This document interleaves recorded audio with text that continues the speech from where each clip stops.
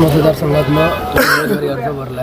आज छाननी प्रक्रिया पार पडली. काय सांगाल या सगळ्या? आज माझगावच्या संस्कृतीप्रमाणे माझगावातील छाननीचे अर्जसुद्धा कोणाचे बाद करायच्या ज्याला म्हणतो आपण गोत्यात पडले नाही आहेत. खरोखरच एक सुसंस्कारी असं आमचं गाव आहे. आमचे सर्व कॅन्डिडेट आज माझ्या जिल्हा परिषदला सुद्धा 4 कॅन्डिडेट उभे असतील. ते 4ही कॅन्डिडेट हे आमच्या घरातलेच आहेत आणि खूप मैत्रीपूर्ण कशीच लढत होणार आहे.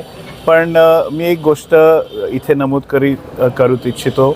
इथे आमचे ज्येष्ठ दळवीसाहेबसुद्धा आहेत, आमचे ज्येष्ठ BJPच्या नेत्या रेश्माताईसुद्धा आहेत. असे सगळे जाणते जेव्हा अशा इलेक्शनमध्ये उतरतात तेव्हा खरोखरच मला असं वाटतं युवाईची ताकद, माझ्या ज्येष्ठांचा आशीर्वाद आणि ह्या सर्व थोर मोठ्या माणसांचा प्रत्येक पक्षातल्या जी इन्व्हॉल्वमेंट आहे त्याच्यामुळेच हे गावातलं राजकारण इतकी वर्ष अबाधित राहिलं आहे आणि शांततेत चाललेलं आहे.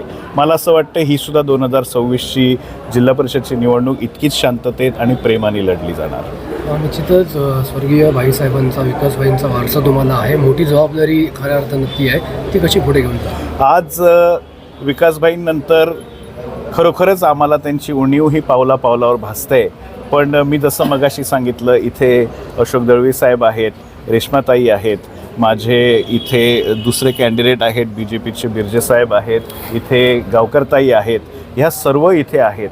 आणि शिवसेना पक्ष, BJP पक्ष हे सर्वजण एकत्रितरित्या जेव्हा ताकद लावतात, या जाणत्यांचा जेव्हा आशीर्वाद असतो, माझ्या गावच्या 12-5चा जेव्हा आशीर्वाद असतो, तेव्हा मला असं वाटतं ही जीत ही नक्कीच अविस्मरणीय असणार. या माझगाव गावाने आजवर या महाराष्ट्र राज्याला मंत्रिपद दिलं, या जिल्ह्याला सभापतीपद दिलं तुमच्या वडिलांच्या माध्यमातून आणि रेश्मा सावंत यांच्या माध्यमातून जिल्हा परिषद अध्यक्षपद दिलं. येणाऱ्या काळात कुठलं पद या गावात येऊ शकतं?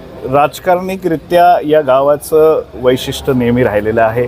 कारण सन्माननीय भाईसाहेबांच्या काळात अखंड रत्नागिरी जिल्हा असताना माझगाव या गावातनं हे राजकारण चालायचं. पण तुम्हाला खरोखरच सांगतो, एक निष्पाप इच्छा म्हणून आमच्या सर्वांची, आम्ही कुठच्याच पदाची मनशा करून इथे नाही आलो आहे. आम्ही इथे येत असताना सन्मान्य नारायणराव राणेसाहेब असतील, सन्मान्य रवींद्रजी चव्हाणसाहेब असतील, सन्मान्य नितेशजी राणेसाहेब असतील, सन्मान्य दीपकभाई केसरकर साहेब असतील, सन्मान्य उदयजी सावंतसाहेब असतील आणि आमच्या राज्यातील सर्व नेते असतील, या सर्वांचं स्वप्न घेऊन पुढे आम्ही सामोरे जाणार आहोत.